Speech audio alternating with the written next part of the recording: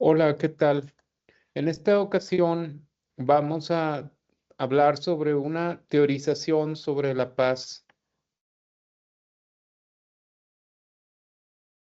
Cuando hablamos de teorización sobre la paz, la primera pregunta que surge es ¿por qué una teorización sobre la paz? ¿De dónde surge la teorización sobre la paz? Realmente esta es una situación histórica que en el siglo XX se presenta tras las devastadoras consecuencias de la Primera y Segunda Guerras Mundiales. El final de la Segunda Guerra Mundial, el bombardeo de la ciudad japonesa de Hiroshima y luego de la ciudad japonesa de Nagasaki por el ejército aliado, directamente los Estados Unidos tiran estas primeras bombas sobre poblaciones civiles en toda la historia de la humanidad, pues hace al holocausto nuclear una amenaza muy real que durante la Guerra Fría se vuelve pues algo verdaderamente presente, una situación que amenaza profundamente a la humanidad. Y entonces esto impulsó la necesidad de construir una teoría profunda, coherente y científica sobre la paz.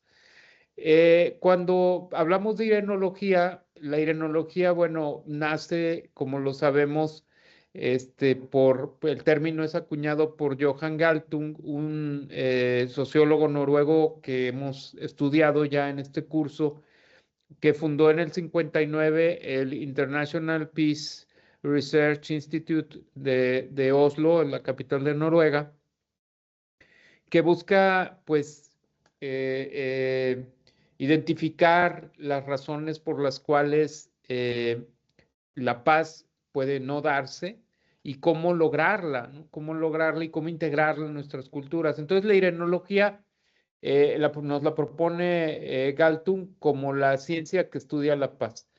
Esta palabra viene es la conjunción de dos palabras griegas, eirene, que significa paz, literalmente es la palabra griega que definía el estado de paz, el estado entre las guerras, y logos, que es tratado, ¿no? La irenología entonces busca comprender, teorizar y promover las condiciones que hagan posible una paz duradera y transformadora. Johan Galtung entonces nos propuso que la paz no debe ser vista como ausencia de guerra, sino como ausencia de toda forma de violencia. Es decir, no es lo que sucede entre las guerras, sino es el reino de la no violencia, ¿no? Estas violencias que él ve, pues la ve como una violencia que puede ser directa, es decir, la cruel violencia de la guerra, la que se ejerce contra las personas, o la cruel violencia de los aparatos estatales, o la cruel violencia del crimen organizado. Esa es directa, estructural, es decir, que se encuentre enquistada en unas relaciones desiguales y violentas entre grupos sociales. Por ejemplo, el sostenimiento de un statu quo, una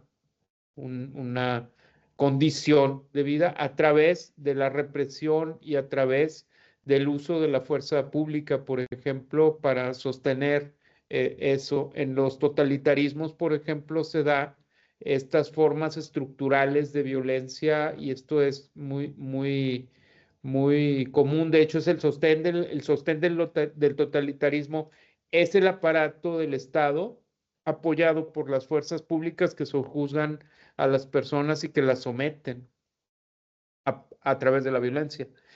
Y también la violencia cultural, que esta está profundamente enraizada en la cultura, se manifiesta como formas culturalmente aceptables de desigualdades inaceptables. O sea, hay culturas que literalmente degradan segmentos importantes de su sociedad por un cultural fundamental. Y entonces esto nos lleva a pensar que pues la violencia no puede eliminarse con... Es necesario una estructura y una cultura de la paz que nos permitan vivir en ella.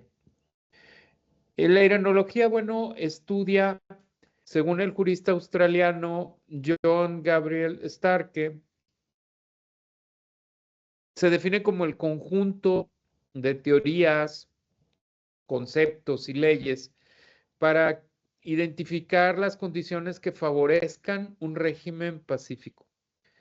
La irenología estudia la paz desde una perspectiva positiva, es decir, superando la visión limitada como mera ausencia de guerra, sino como la creación de las condiciones culturales, estructurales y directas para que se dé la armonía entre los individuos y se solucionen los conflictos. Digo, los conflictos son evidentemente una condición natural de la convivencia social, o pueden llegar a ser una condición natural de la convivencia social, pero ¿cómo solucionar esos conflictos sin el uso de la violencia? Entonces, esto es lo que nos propone la irenología. Y entonces, pues nos lleva a métodos alternativos de solución de conflictos, o MASC, como los podemos identificar en forma corta, y se destaca entre estos métodos alternativos el uso de herramientas como la mediación, que la mediación pues es clave para transformar los conflictos en ideas, o sea, cómo sacar de un conflicto una idea que nos permita avanzar más hacia la paz. ¿Por qué se presenta un conflicto entre individuos? ¿Qué enmascara este conflicto entre individuos? Por ejemplo, está enmascarando una relación social desigual entre ellos que provoca, por un lado, que se aparte un individuo del otro, y por otro lado, que el otro sienta resentimiento con respecto pues a la relación. Entonces hay que trabajar sobre esa estructura que potencialmente puede generar respuestas violentas entre los individuos, ¿no? Hay que fomentar ideas que nos permitan ir superando, por ejemplo, las diferencias sociales, ¿no? También, pues la mediación fomenta valores como el diálogo, la empatía, la integración, la participación y, por supuesto, la no violencia. Es necesario entonces que hagamos un cambio de paradigma, es decir, no podemos eliminar todos los conflictos. Como les digo, es evidente que las relaciones sociales van a generar en un momento dado conflictos entre los individuos porque quizás persiguen los mismos, o quieren obtener los mismos beneficios o los mismos bienes o los mismos objetos en una relación dada, o quizás quieren maximizar su ganancia hasta los límites, bueno, que a veces son conflictivos. Eh, pero sí necesitamos que estos conflictos se transformen pacíficamente mediante pues, el uso de herramientas de mediación. El lema irenológico que ya hemos comentado en las clases anteriores es: si vis pacem para pacem, si quieres paz, prepárate para la paz, ¿no? O sea, sustituye el lema romano, como ya lo saben ustedes: si vis pacem para bellum, o sea, si quieres paz, prepárate para la guerra, por si quieres paz, prepárate para la paz. Trabaja sobre la concordia, trabaja sobre la compasión, trabaja sobre la misericordia, y a partir de esta visión empática del otro, no una visión antipática que sería lo contrario, es decir, la visión del otro como mi contrario, sino el otro como una continuidad de mí mismo, eso es la empatía, pues lograr una lograr una cooperación entre los individuos para echar a andar las formas de relación social sin las cuales no podríamos vivir. Bueno, ¿qué hemos aprendido en esta primera unidad? Aquí esta es la tercera clase de la unidad, y con esta terminamos la primera unidad de este curso. La primera cosa que aprendimos es que la paz es considerada una condición óptima del ser humano. Para lograrla no basta con idealizarle, debe comprenderse, debe poder enseñarse y debe de ponerse en práctica, ¿no? La paz hay que ponerla en práctica para poder entenderla profundamente y con esta comprensión profunda poder enseñarla a los demás y lograr una estructura social pacífica, unas relaciones sociales pacíficas.